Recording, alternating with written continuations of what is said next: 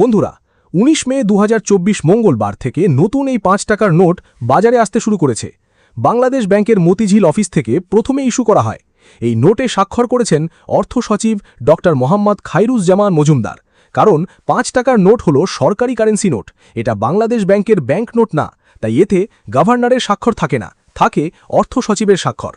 নোটটিতে হালকা গোলাপি রঙের আধিক্য রয়েছে। নোটের সম্মুখভাগের বাম পাশে ঢাকার ঐতিহাসিক তারা মসজিদের ছবি এবং মাঝখানের ব্যাকগ্রাউন্ডে পাতা ও কলিসহ প্রস্ফুটিত জাতীয় ফুল শাপলার ছবি স্থান পেয়েছে। তারা মসজিদ এটা ঢাকার আরমানিটোলায় অবস্থিত মোগল আমলের একটি অসাধারণ স্থাপত্য। উপরে যে নীলচে তারার নকশা আছে সেই কারণেই এর নাম তারা মসজিদ। এই মসজিদকে এখন ৫ টাকার নোটে অমর করে রাখা হলো। নোটের দৈর্ঘ্য ১১৭ মিলিমিটার এবং প্রস্থ ৬০ মিলিমিটার। নোটের পিছন ভাগে জুলাই গণ অভ্যুত্থানের স্মৃতি বিজড়িত গ্রাফিটি ২০২৪-এর ছবি মুদ্রিত রয়েছে। ভাই একটু থামো, একটু ভাবো, বাংলাদেশের ইতিহাসে এই প্রথমবার কোনো টাকার নোটে ছাত্র জনতার আন্দোলনের গ্রাফিটি জায়গা পেয়েছে। এটা শুধু একটা নোট না, এটা একটা দলিল, আমাদের ২০২৪ সালের জুলাইয়ের কথা মনে করিয়ে দেওয়ার জীবন্ত দলিল।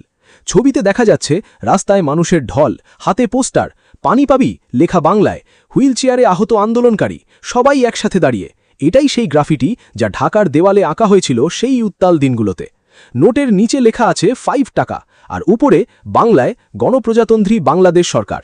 আমাদের চ্যানেলের যারা কয়েন ও নোট কালেক্টর আছো তাদের জন্য বিশেষ কথা, এই নোটটি এখনই সংগ্রহ করে রাখো, কারণ প্রথম সিরিজের নোট, নতুন ডিজাইন, ঐতিহাসিক গ্রাফিটি এগুলো ভবিষ্যতে মূল্যবান সংগ্রহে পরিণত হবে। বাংলাদেশ ব্যাংকের মতিঝিল অফিস থেকে এখনই নোট পাওয়া যাচ্ছে। বলে রাখা ভালো, গুলিস্তান টাকার মার্কেটেও পাওয়া যাচ্ছে। এখন তোমাদের কাছে একটাই প্রশ্ন, তোমার কি মনে হয় টাকার নোটে গ্রাফিটি রাখাটা সঠিক সিদ্ধান্ত নাকি এটা বিতর্কিত? কমেন্টে জানাও। হ্যাঁ লিখলে বোঝাবে তুমি সাপোর্ট করো, না লিখলে বোঝাবে তুমি একমত না। আর যদি এই নোট তোমার হাতে পৌঁছে গিয়ে থাকে কমেন্টে বলো কোথা থেকে পেলে। ভিডিওটা ভালো লাগলে লাইক দাও, চ্যানেলটা সাবস্ক্রাইব করো, কারণ বাংলাদেশের মুদ্রা ও নোটের সব আপডেট সবার আগে এখানেই পাবে। পরের ভিডিওতে দেখা হবে। আল্লাহ হাফেজ।